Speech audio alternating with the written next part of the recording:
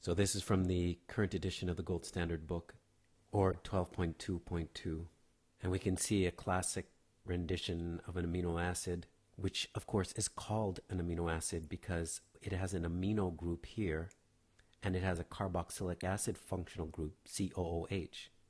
And so the molecule is classically oriented such that there is the N-terminus, or the free amino end, and on the other side there's the C-terminus, or the free carboxyl end.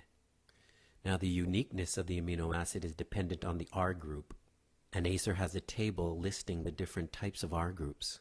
You can have a quick look and then pause the video and answer this question. Which amino acid would make it such that this central carbon would not be chiral?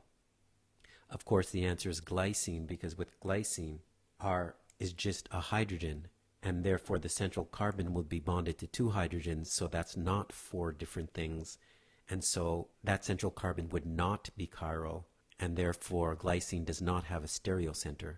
All the other amino acids would at least be chiral at that carbon. Now let's look at the bonding of amino acids. Notice there's one hydrogen, NOH, and that combines to make H2O. This is a condensation reaction. Two molecules combine together with the release of water. Just like when you've seen condensation on a window or on a mirror, you have water that accumulates there. Well, this reaction also produces water. And look carefully at the peptide bond. That's the bond between carbon and nitrogen. It's also called an amide bond when you have this carbonyl group and the nitrogen bonded to the carbon. So amide and peptide have the same meaning, except the word peptide is more often used with respect to proteins. Notice carefully the reverse reaction. Water can be used to break the peptide bond. This reverse reaction is called hydrolysis. Hydro refers to water, and lysis refers to something being broken apart. So water can hydrolyze peptides. Enzymes can facilitate this reaction. They can catalyze it, lowering the activation energy for the reaction to occur. And this is where trypsin and chymotrypsin, for example, do their thing. And now to the passage. So ACER describes the general formula of an alpha amino acid, which you can see here. Now it's called alpha amino acid because you have the carbonyl group here, and the carbon right next door to it is called the alpha carbon. So when the amino group is connected to the alpha carbon, it's called an alpha amino acid. We need alpha amino acids to build the proteins in our body. It's not important in this question, but I just want to show it to you because it can come up on other GAMSAT exams. So although many textbooks might draw an amino acid like this as a generic neutral structure, this never exists at any pH. When an amino acid is neutral, the carboxylic acid group does what acids do, which is donates a proton, and the amino group does what bases do and accepts the proton. So here is the true condition at neutrality, with the proton having been released and the proton having been accepted. Thus, the molecule is polar, and in fact it is called dipolar or a Zwitter ion. You can pause the video and consider what would happen to the overall charge of this amino acid if the pH was 12, and what would happen to the overall charge if the pH was 2.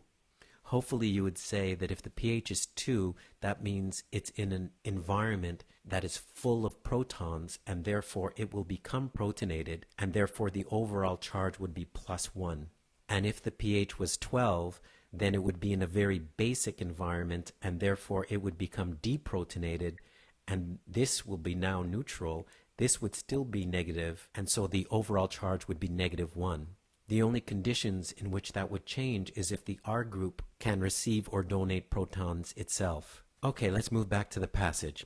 So I just wrote down the different nonpeptides here. Non, of course, stands for the fact that each contains 9 amino acids.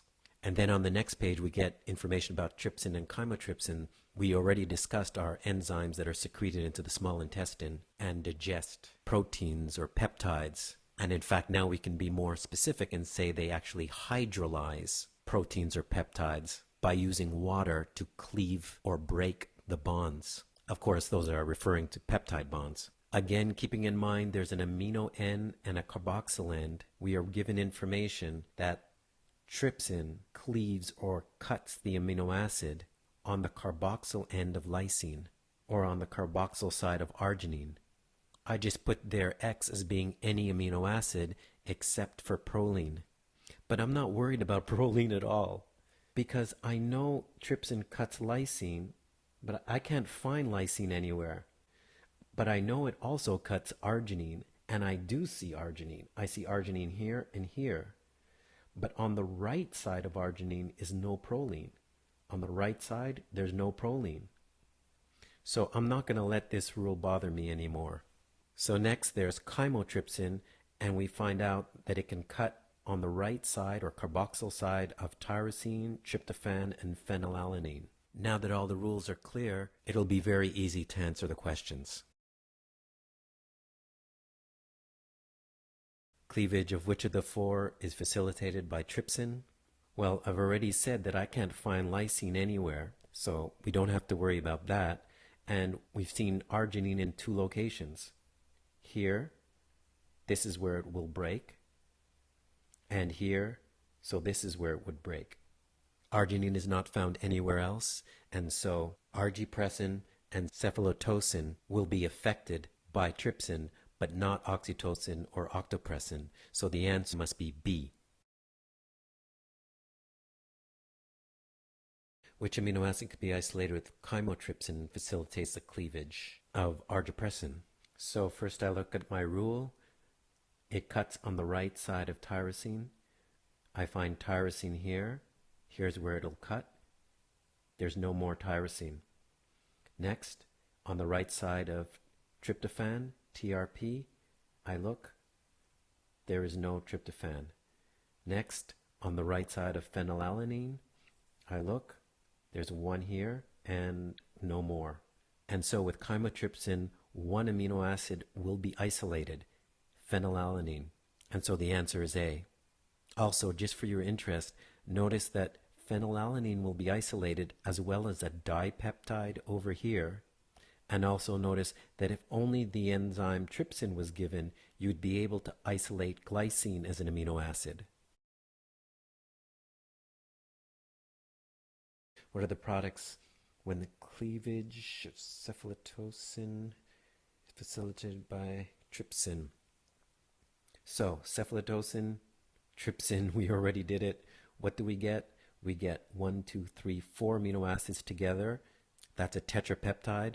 And 1, 2, 3, 4, 5 amino acids together. That's a pentapeptide. The answer is D. Suppose we're back to argypressin. It's broken down into units no longer than tripeptides. So tripeptides is going to be the maximum size.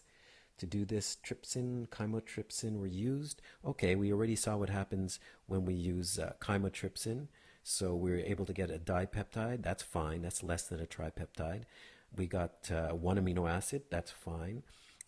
With trypsin, we got one amino acid. But we have this problem here. This pentapeptide, 1, 2, 3, 4, 5. So we have a pentapeptide that we're going to have to get to be smaller. The biggest size, it says no longer than tripeptides. So we have to get this smaller. We can do that by cutting here on the right side of ASN, which is asparagine. That would create a dipeptide and a tripeptide. Or we can cut right here on the right side of cysteine, and that would create a tripeptide and a dipeptide. So the right side, of course, I mean the carboxyl side. And so the answer is B. Of course, asparagine wasn't an option. So from the book, you can look at Biology Chapter 3, Organic Chemistry 12.1 and 12.2. And in our HEAPS exams, we have many units on protein digestion. So you'll have heaps of practice.